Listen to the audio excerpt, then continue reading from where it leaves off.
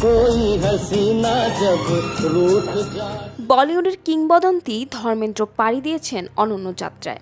প্রয়াত হওয়ার পর ভক্তদের আলোচনার কেন্দ্রবিন্দু এখন তার রেখে যাওয়া বিপুল সম্পত্তি। সোমবার 24 নভেম্বর শেষ নিঃশ্বাস ত্যাগ করেন তিনি। রেখে গেলেন 2 স্ত্রী প্রকাশ কৌর ও হেমা মালিনী এবং 6 সন্তান। ধর্মেন্দ্রর মোট সম্পদের পরিমাণ আনুমানিক 400 থেকে 450 কোটি রুপি। জীবনের শেষ দিনগুলোতে তিনি প্রথম স্ত্রী প্রকাশ করার সঙ্গে লোনাওয়ালার ফার্ম হাউসেই সময় কাটিয়েছেন। তবে এত বিশাল সম্পদের বন্টন নিয়ে কোনো উইল রেখে যাননি ধর্মেন্দ্র। ফলে প্রশ্ন উঠছে, এই সম্পত্তির বন্টন কিভাবে হবে? ভারতীয় উত্তরাধিকার আইন অনুযায়ী উইল ছাড়া মৃত্যুর ক্ষেত্রে 6 সন্তানেরই সমান অধিকার রয়েছে।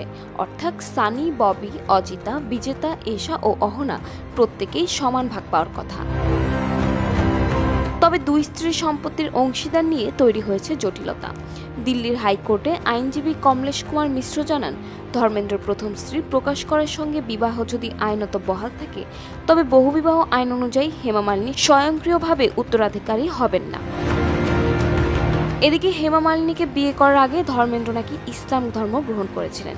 যদি তা সত্য হয়, তবে হিন্দু উত্তরাধিকার আইন হেমার ক্ষেত্রে প্রযোজ্য হবে না এবং সম্পত্তি বন্টন তখন ভিন্ন নিয়মে হতে পারে।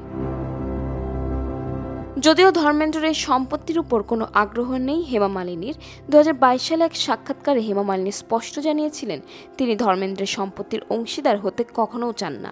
তিনি বলেন, আমি কখনোই তার থেকে টাকার আশা করিনি, শুধু ভালোবাসাই চেয়েছি।